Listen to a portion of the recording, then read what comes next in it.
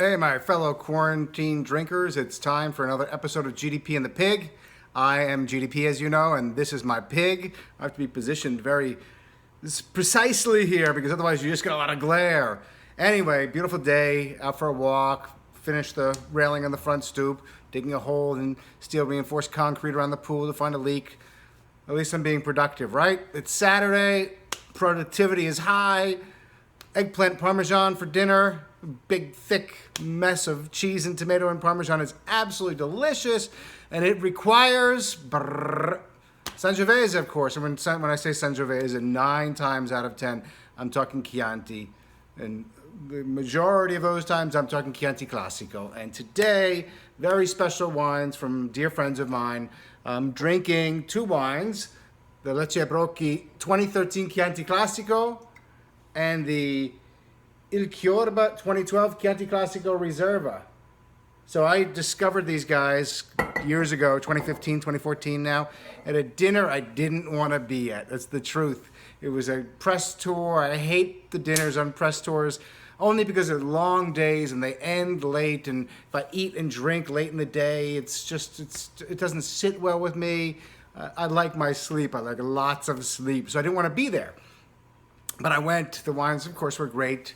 There are a lot of producers, but I ended up sitting with Sabrina and Giancarlo, the proprietors of Lecci Brocchi, and we started talking, and I tasted the wine, and the wine was unlike anything else I was tasting on that trip. It was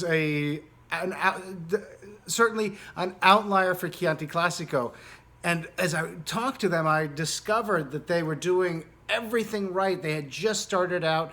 The property was Sabrina's dad's. He passed away. He used it sort of as a hobby place. Production was tiny. They've expanded slowly but significantly. And then I went to visit them, and that's when everything, boom, light bulbs went off. They were, I would call these wines almost experimental. They were making do with what they had in the cellar. The quantities were very small, really limited what they could do with fermentation vessels or aging barrels or things like that. We're there at the Podere, and there's some old vines, which have been pulled up since then, it's sad, but they were gnarly old vines, very low production, and we turned around, and there's a hill there, hillock. It's a little promontory behind the vineyards across the street, and you can see there had been a rock slide sometime in the, not recent, in the past, and the face had sort of collapsed away, and there exposed was the most remarkable red Galestro, which is really something unique in Chianti Classico. I'm sure there are several other places where you can find it, but I have not. The vineyards are about 400 to 440 meters high, so fairly high. It's in the eastern wing or lobe of Castelnuovo Bardenga appellation, high up in that eastern lobe. It's like a butterfly. They call it a butterfly. It looks sort of like a butterfly. And yeah, they were doing great things. And what kills me about this wine is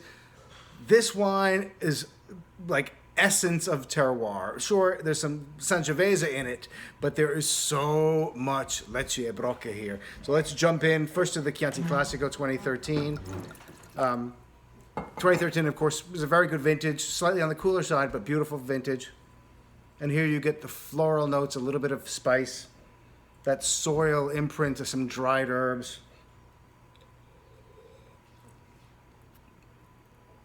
And you have some great intensity here. It's still remarkably fresh and youthful and bright and juicy.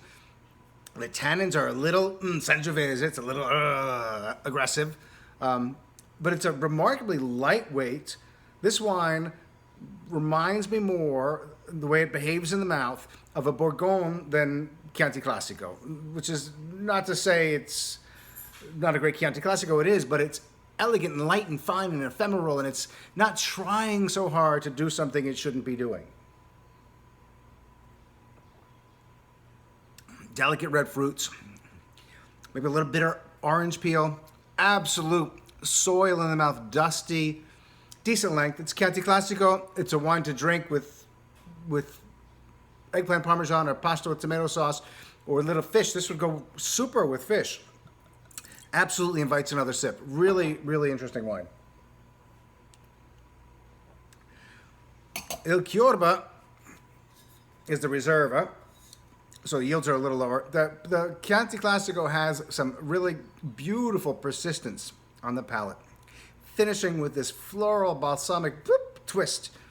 It's really a wine that punches above its weight. I mean, it's a very interesting, unique Chianti Classico. Here we have the Riserva 2012, and the nose is on another level. Here it's really balsamic, and it's got some almost like cinnamon spice. It's not from wood. They used very old, small barrels because the quantities were tiny, but very old barrels, small barrels. The fermentation was in vitrified cement in a tiny little container. And this smells absolutely stunning. Such detail on the nose. Oh, my hair is getting weird. I like weird hair, though.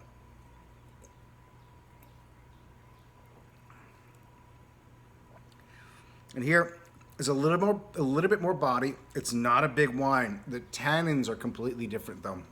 It's a more tannic wine, but the tannins are rounder and more caressing, and they add some mouth grab and some length to this. It finishes with a slightly darker cherry impression of fruit. But there's like an extract of violets in here. And there's so much soil. It's like kicking the ground on a dry day as you're walking through the vineyard.